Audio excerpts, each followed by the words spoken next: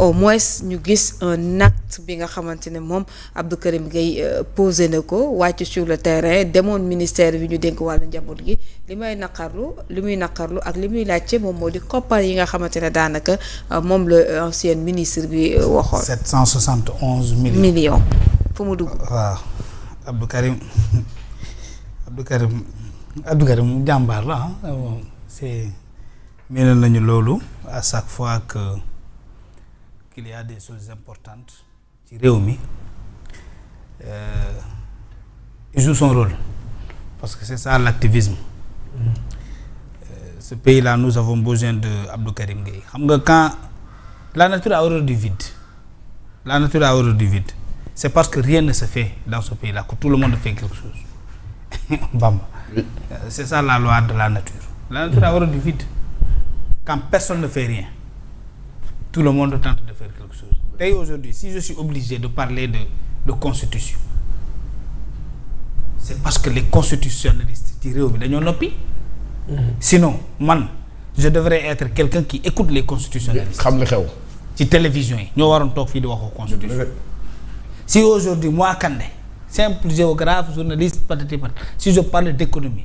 ah déedéet da nga ciy woo gars yi constitutionnaliste boo si woo. non dañuy daw mu ne la non attends je vais voir. pour boo leen woo rappeler waatee. ah voilà jot boîte vocale. si moi Kandé qui n'ai jamais étudié la finance publique la finance internationale je suis obligé de parler de FMI ba expliquer rapport OFNAC Cour des comptes c'est parce que les experts dans ce domaine-là ils ont rasé la table.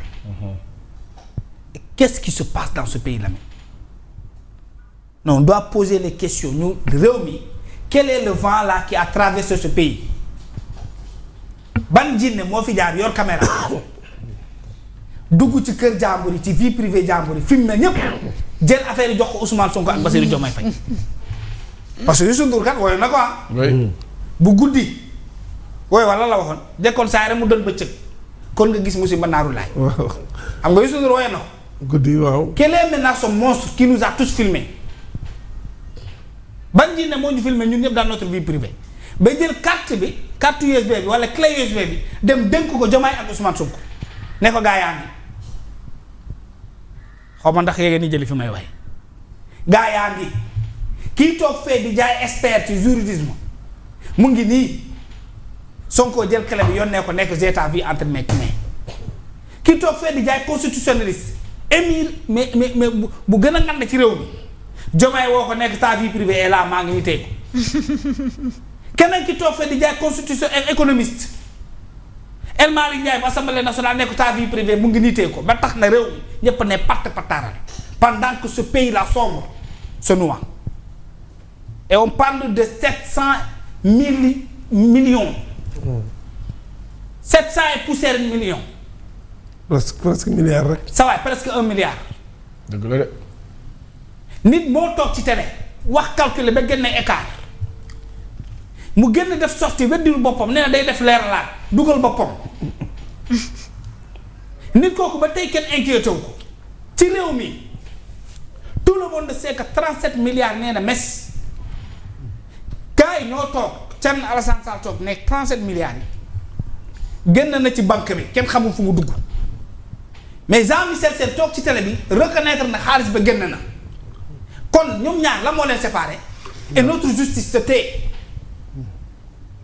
kenn waxul dara mais nañu waxante dëgg réew mi nous sommes dans une logique de transparence dëgg la de. wala nous sommes dans une logique de parti pris parti politique tout court ba kenn yoonam ba yoonu kenn newul ci li nga xam ne moo yóbbu nit ñi ci xamal ñu li xew ci réew mi lan la qu'est-ce qui arrive à ce pays là Sénégal ci lan la dugg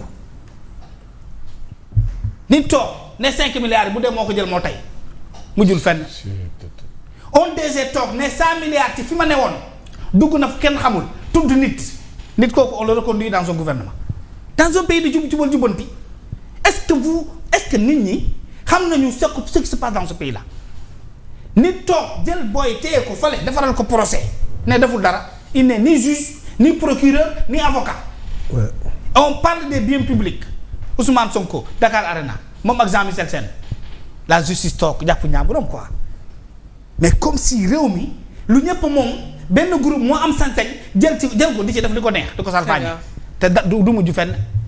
nga toog nit toog ne 8 milliards yónnee naa ko Bakel waa Bakel def conférence de presse recevoir ñu dërëm te nous avons des organes de contrôle kenn sañul wax pour xam 8 milliards Bakel yoonu fu ñu dugg ay nit toog ne yóbbu nañ Touba 2 milliards et poussière waa Touba toog ne gisuñ dërëm sa waay loolu lépp xew fii amul kenn ku sañ laal benn organe de presse pour ne ko fii ak fii ak fii la mbiri dugg woo benn justiciable je sais même pas comment le dire mais une personne qui pourrait aider à ce que la lumière soit véritablement projetée sur des choses qui doivent être éclairées pour ñu xam lan moo xew kenn defu ko maintenant c'est Abdou Karim Gueye parce que tout simplement tout le monde a démissionné et qui va rencontrer des personnes pour juste poser des questions ngeen jàpp tëj bàyyi leen doomu jàmbur bi.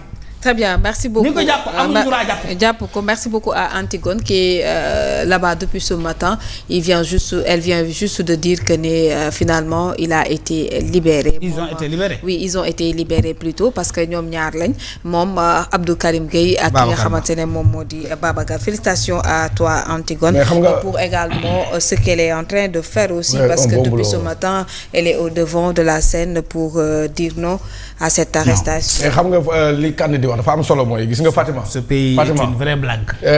Aujourd'hui fii réew mi toll nii actuellement nii je vous le dis la société civile est entre les mains de Abdou Gueye Karim Xrum Xax et Boubacar Ba feu du justiciable gisuma keneen koo xamante ne yow yaa doon woote sa bopp forum du li nga xamante ne mooy. Le Babacar Ba ce n'est pas le Babacar Ba de forum du justiciable. Non je parle de Babacar forum du justiciable. si liggéey bi muy liggéey en tant que société civile. Le Babacar Ba bi àndoon nag kii di Karim Gueye. kooku bokkul kon dañoo bëgg tuumee bokkuñu. mais dama bëgg a wax ne actuellement nii dans ce pays là li nga xamante ne mooy société civile bu ñu koy wax elle est entre les mains de Karim Gueye Xrum Xax ak Babacar Ba forum du justiciable man dëggantaan su ma leen di xool. damay xam ne ñii ñoo nekk ci wàllum société civile ñii ñoo nekkal askan bi pour éclairer la lanterne te ñoom ñu bëgg justement kenn du nax kenn peuple bii nga xamante ne mu mooy peuple sénégalais bi ñuy yeew ubbi seen i gët di xam li xew parce que politiciens yi dañoo nekk ci seen i naxante man tey damay wax chaque journée bu ma nekkul woon tey fii ci Sen TV di fi liggéey maa ngi ci ay wetu Babacar Ba forum du justiciable parce que liggéey bi muy liggéey laa yëg moom laa yëg suma bopp moom laa gëm ne mooy liggéey bi ñu war a def.